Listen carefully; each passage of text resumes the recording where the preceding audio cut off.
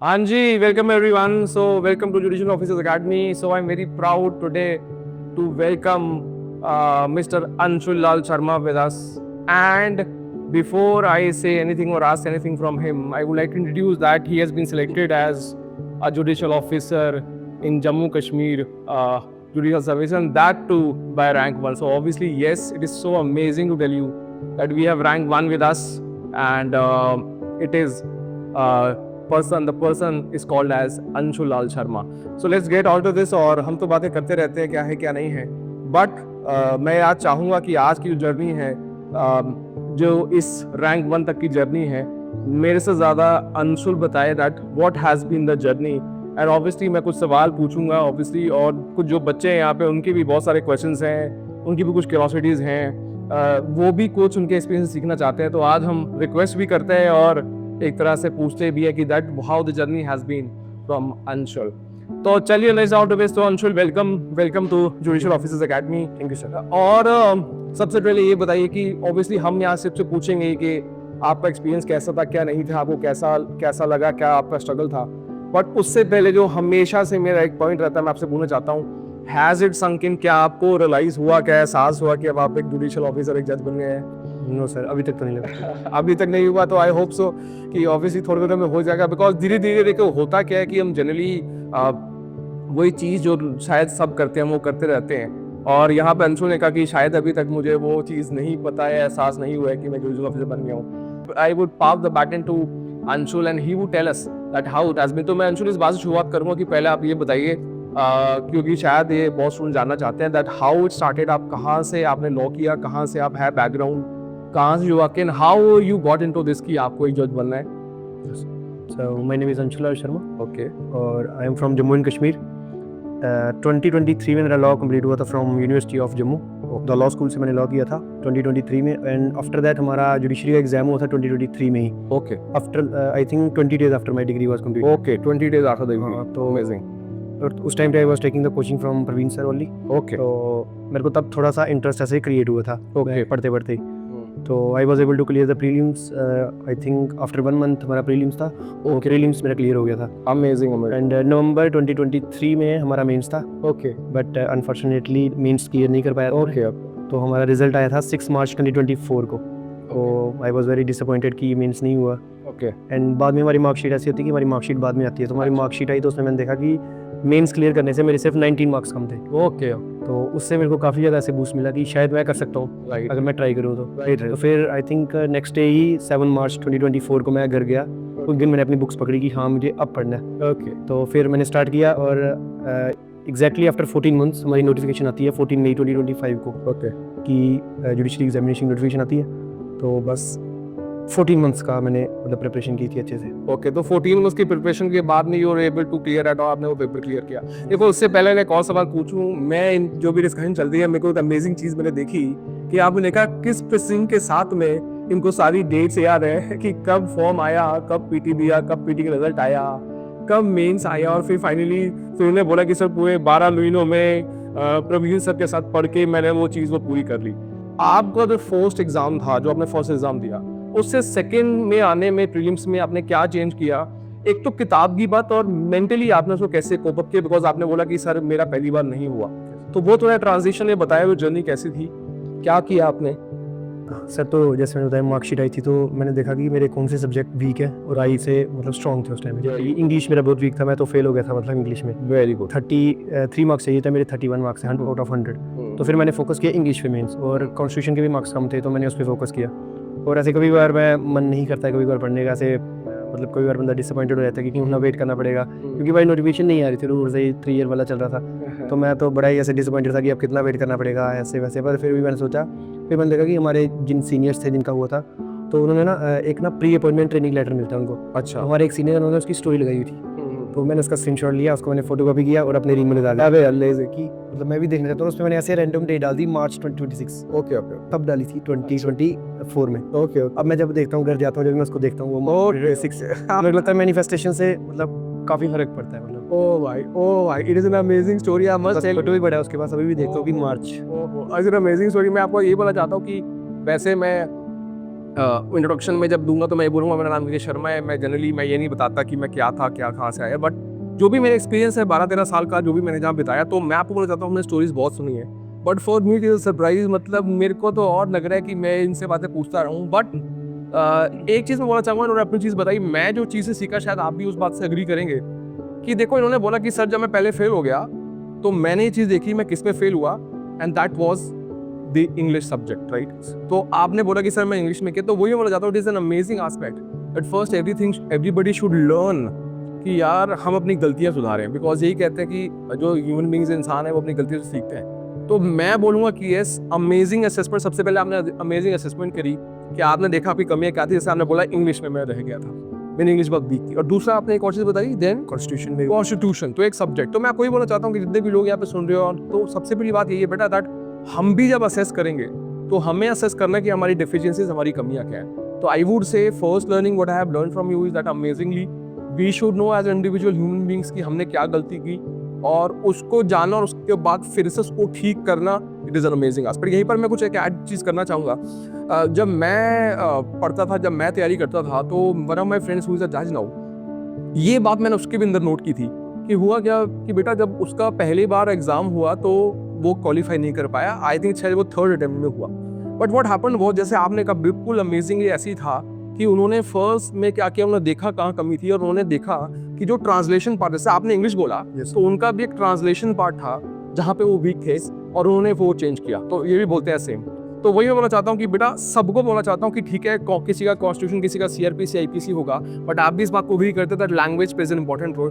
तो लैंग्वेज पे फोकस है, तो और वही उसने भी किया।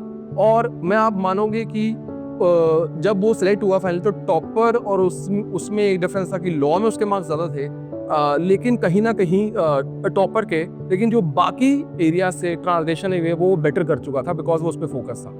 फिर मेंस में आपने कैसे किया, how did you work out, in the sense आपको क्या लगता है कि आपने क्या किया और क्या फोकस एरियाज हो सकते हैं जो ये आज से काम करना शुरू करें? सर मेरे को ऐसा लगता है कि जो मतलब गेम चेंजर है वो मेंस एग्जामिनेशन। अच्छा जी, तो मैं रिपीट करता हूँ, गेम चेंजर जो है वो मेंस है। All right.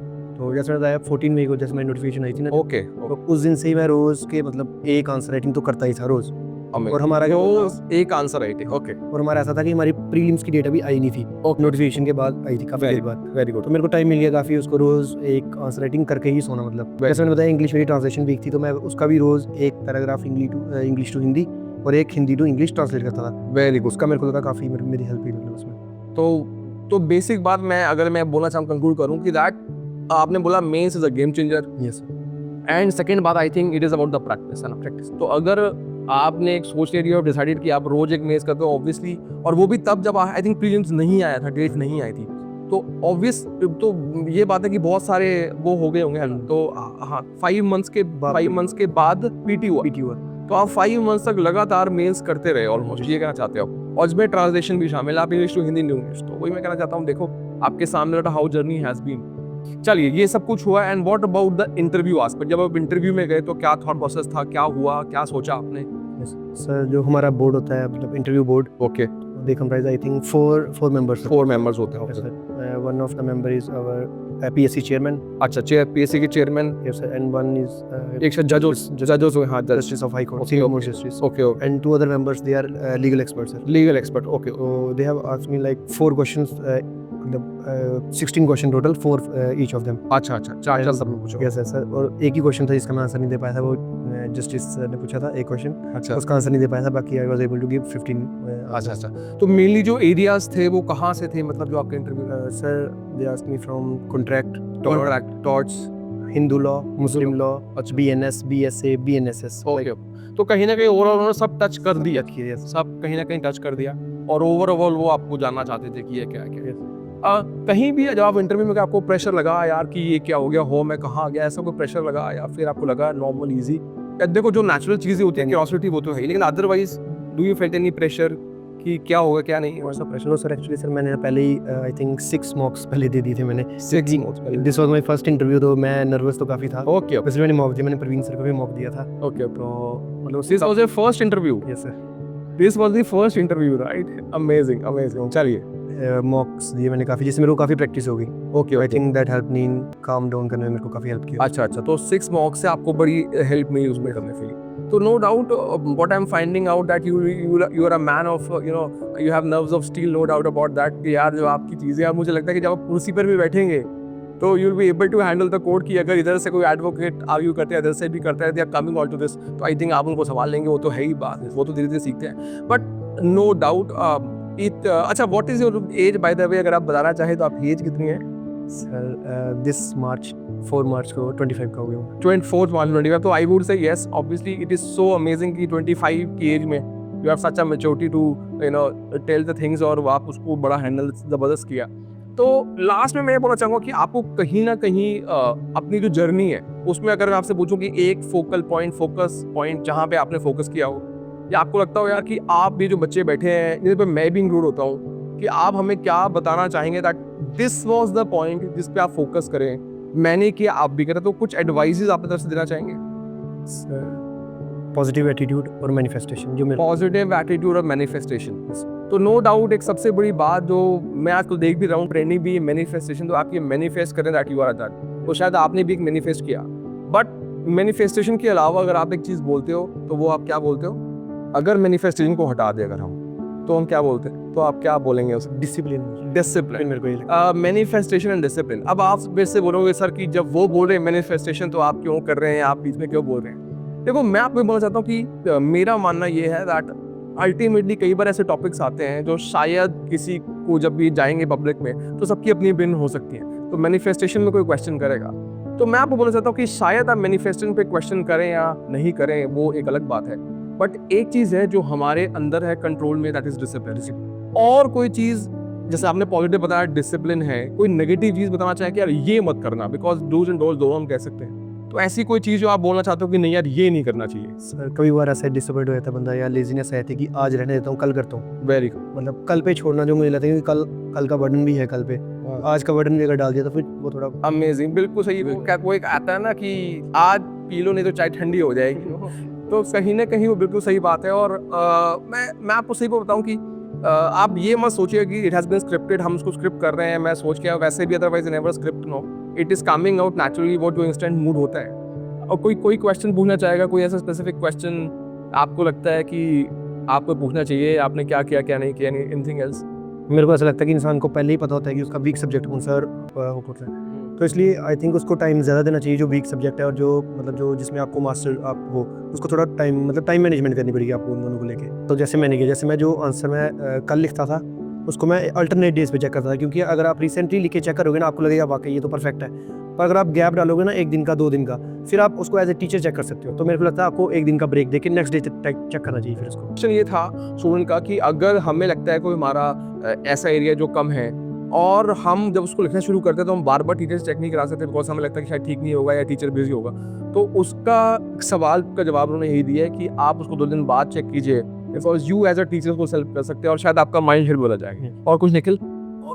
मतलब जैसे मेरे को लगता है कि क्वेश्चन 3 टाइप के होते हैं जो आते हैं। एक आते हैं व्हाट वाले क्वेश्चन, सिंपल, एक आते हैं सिचुएशन बेस्ड जिसमें, और एक आते हैं ओपिनियन बेस्ड, मतलब जो फिलोसफिकल कह सकते हैं। तो एक आप मॉडल आंसर बना लो तीनों का कि आपने किस टाइप का इसको अटेम्प्ट करना है, और बाकी अगर जैसे आप कह रहे हो कि पर आंसर कैसे आप लिखोगे, तो मतलब मैंने तो ऐसे किया था कि मेरी तो मतलब कोचिंग चल रही थी, तो मैंने पहले एक बार सिलेबस कंप्लीट किया हुआ था, सिलेबस कंप्लीट करने के बाद मैंने आंसर राइटिंग स्टार्ट की थी। मतलब तो आपके पास तो अभी काफ़ी टाइम है, तो आप भी कर सकते हो आंसर। वही मैं कह रहा हूँ कि मैं बस लास्ट में ये एंड अप करना चाहूँगा दैट बेटा हर कोई परेशान है 3 साल में क्या होगा क्या नहीं होगा। आई वुड से ये वेस्ट करने का टाइम नहीं, this is a golden time period. Exactly sir, आप एक गोल्डन टाइम पीरियड है भाई, इसको बिल्कुल वेस्ट ना करो और स्टार्ट डूइंग इट। रोज का एक टारगेट बनाइए। जनरली हम कई बार क्लास में भी ऐसे करते हैं, कई बार वो मिस हो जाती है, नो डाउट, उसमें कोई बात नहीं है, बट कोशिश ये कि everyday we must have a mains question और उसको प्रैक्टिस करें और इसको बिल्कुल टाइम वेस्ट ना करें एंड कंटिन्यू रखें, ठीक है। सो ऑब्वियसली लास्ट में बोलूँगा that it has been wonderful. My brother Praveen has been amazing teacher, वो कहने की बात नहीं है, there is an evidence here right in front of us. I would say that yes Praveen have been amazing in the sense of, मैं एक बात बोलना चाहूँगा कि जो क्रेडिट है it goes to Praveen obviously, because I think Praveen जो मैंने इसको देखा है वो शायद ये भी एग्री करेंगे, आप भी करेंगे, that he has an amazing talent in the sense of knowledge तो है ही, बट एक प्रैक्टिकल एस्पेक्ट भी, because he himself has been a जज और कहीं ना कहीं प्रैक्टिसर एज एडवोकेट कर रहे हैं। तो when he brings out that things in the books और वो practical aspects से बताते हैं and his own perspective coming in, it comes out to be an amazing thing और वो rank 1 बनता है. तो I would say the credit goes to Praveen Pangal sir, amazing, really amazing, and I am very much privileged to be in a team up with him. और I am also privileged कि भैया उसने वो team का part बनाया है. I am very much happy and kudos to him and you also. और कहीं ना कहीं हम बोल सकते हैं कि ठीक है टीचर्स होते हैं, हम टीचर्स होते हैं, बट डाउन द लाइन मेरा मानना है कि मेरा पर्सपेक्टिव ये है कि उस बच्चे की मेहनत ज़रूर होती है और वो दिखती है और तभी रैंक 1 एंड ऑब्वियसली फिर एक अमेजिंग इंटरमिक्स बनता है.